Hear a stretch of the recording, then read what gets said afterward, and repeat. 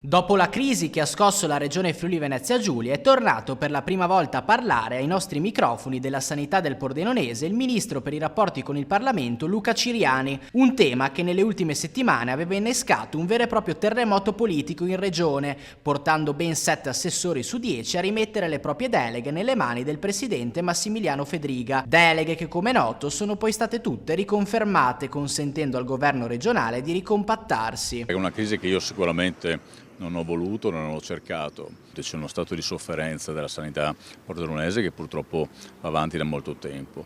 L'origine di questa sofferenza è legato politicamente a responsabilità molto precise, hanno un nome e cognome, è centro-sinistra pordenonese regionale che vollero, secondo me in maniera scellerata, fare il nuovo ospedale non in Comina, dove tutti volevano fosse realizzato, compreso il centro-sinistra, ma realizzarlo lì dove è adesso per fare un dispetto al centrodestra, un capriccio di cui purtroppo paghiamo le conseguenze. Fare un ospedale nuovo in mezzo al vecchio, lo sanno tutti, è un grande caos, i costi sono praticamente triplicati e i tempi anche di realizzazione sono più che triplicati. Parliamo di questo nuovo ospedale dal 2012, sono passati 13 anni. Dobbiamo, per l'ospedale, per i punti nascita, per il piano oncologico, per il futuro dell'ospedale, per il futuro del CRO, sederci intorno a un tavolo e decidere insieme quello che vogliamo fare, prenderci insieme le responsabilità, ma per farlo dobbiamo essere tutti quanti informati e tutti quanti persuasi di quella che è la strada da percorrere insieme.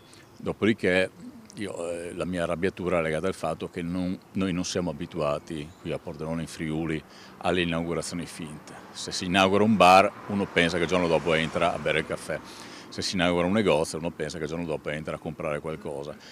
Quindi vale anche per gli ospedali, non si inaugurano per finta, è stata una caduta di stile, è stato un errore e questo è sotto gli occhi di tutti. Però adesso la volontà che noi abbiamo espresso al Presidente Federica è che si faccia lui per primo carico di questa situazione, diventi il garante e l'arbitro di queste vicende. Se riusciremo a risolvere i problemi, se riusciremo a trovare un nuovo spirito, come sono sicuro accadrà, saremo ancora più forti e più determinati di prima. Ma la mia non era una protesta finalizzata a chissà quale altro motivo, ma legata al tema sanità. Poi sono aggiunti mille altre questioni che però non c'entrano nulla con la questione sollevata che è quella dell'ospedale di Pordenone.